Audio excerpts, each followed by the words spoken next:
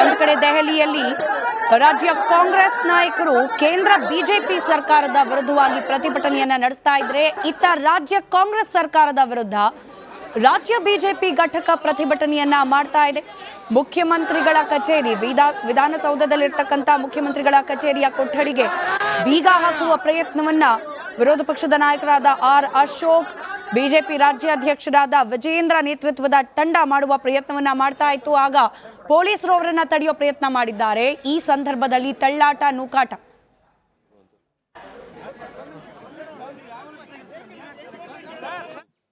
ಪ್ರಧಾನಿ ನರೇಂದ್ರ ಮೋದಿಯವರು ಸಬ್ಕೆ ಸಾಥ್ ಸಬ್ಕೆ ವಿಕಾಸ್ ಸಬ್ಕೆ ಈ ಒಂದು ಆಧಾರದ ಮೇಲೆ ಎಲ್ಲ ವರ್ಗದ ಜನರಿಗೂ ನ್ಯಾಯ ಒದಗಿಸಿಕೊಡುವಂಥ ಪ್ರಯತ್ನ ಏನು ಮಾಡ್ತಿದ್ದಾರೆ.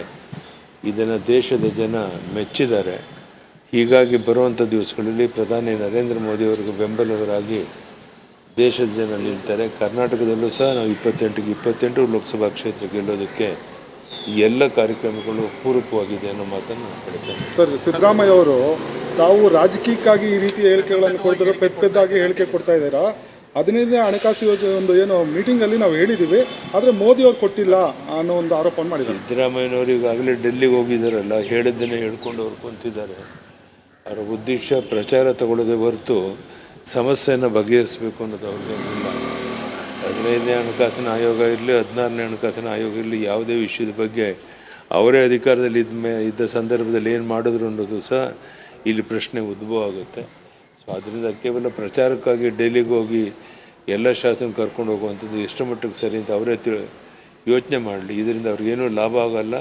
ಇದರಿಂದ ಪಕ್ಷಕ್ಕೂ ಜನರಿಗೂ ಹಾನಿಯಾಗುತ್ತೆ ಅನ್ನೋ ಮಾತು. ಧನ್ಯವಾದ. ಲೋಕಸಭಾ ಟಿಕೆಟ್ ಯಾವಾಗ ಫೈನಲ್ ಆಗುತ್ತೆ? ನಡೀತಾ ಇದೆ, ಚರ್ಚೆಗಳಾಗ್ತಾ ಇದೆ. ಬಹುಪಾಲು ಯಾರು ಅಭ್ಯರ್ಥಿ ಆಗ್ಬೋದು ಅನ್ನೋ ಸೂಕ್ಷ್ಮ ಅವರು ತಿಳಿಸಿ ಕೆಲಸ ಮಾಡೋಕ್ಕೂ ಹೇಳಿದ್ದೇವೆ. ಫೈನಲ್ ಆಗಿ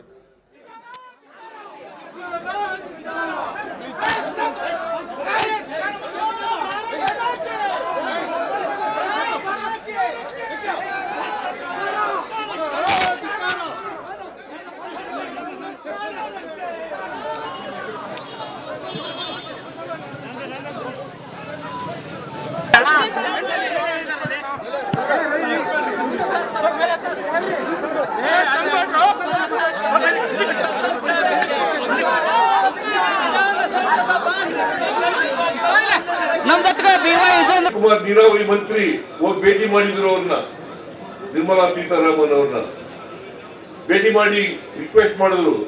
ಆ ಜಲಸಂಪನ್ಮೂಲ ಸಚಿವರನ್ನು ಭೇಟಿ ಮಾಡಿದ್ರು, ರಿಕ್ವೆಸ್ಟ್ ಮಾಡಿದ್ರು. ಕೊಡ್ಲಿಲ್ಲ. ಕೃಷ್ಣ ಹನುಮಂತಯ್ಯನವ್ರೆ ಕೊಡ್ಲಿಲ್ಲ. 5,300 ಕೋಟಿ ಸುಮ್ಮನೆ ಇರ್ಬೇಕಾ? ಕೊಡದೆ ಹೋದ್ರು.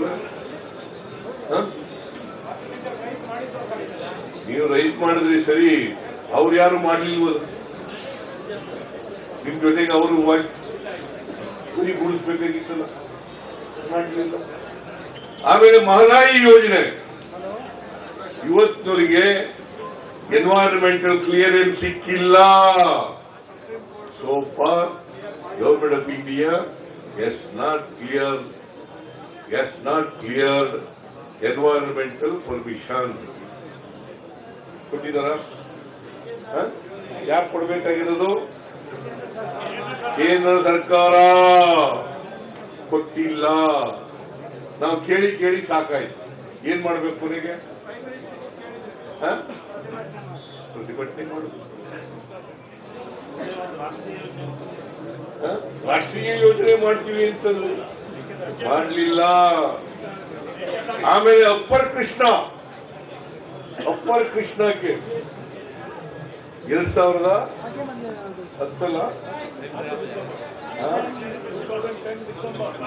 2010 ಡಿಸೆಂಬರ್ ಅವಾರ್ಡ್ ಆಯ್ತು.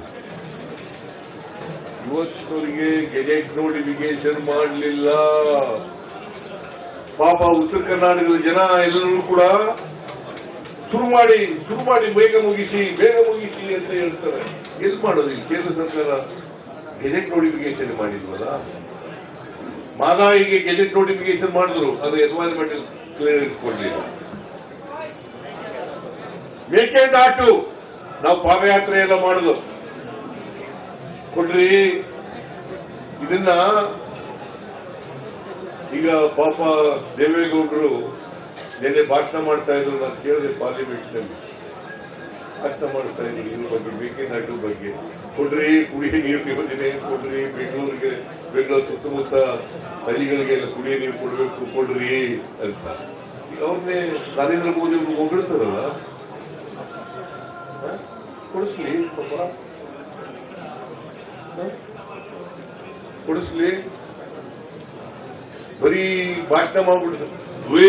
ಅವ್ರು ಏನ್ ಹೇಳಿದ್ರು ಗೊತ್ತಾ, ಪ್ರಧಾನಮಂತ್ರಿಗಳ ಭೇಟಿ ಮಾಡಿದ್ದೆ, ಪ್ರಧಾನಮಂತ್ರಿಗಳು ನನಗೆ ತೋರಿಸ್ತಂತ ಪ್ರೀತಿ ವಿಶ್ವಾಸ ಯಾವ ಪ್ರೈಮ್ ಮಿನಿಸ್ಟರ್ ತೋರಿಸ್ತಾರೆ. ಯಾರು ಹೇಳಿದ್ರು ಇದನ್ನ? D Deve Gowda farmer prime minister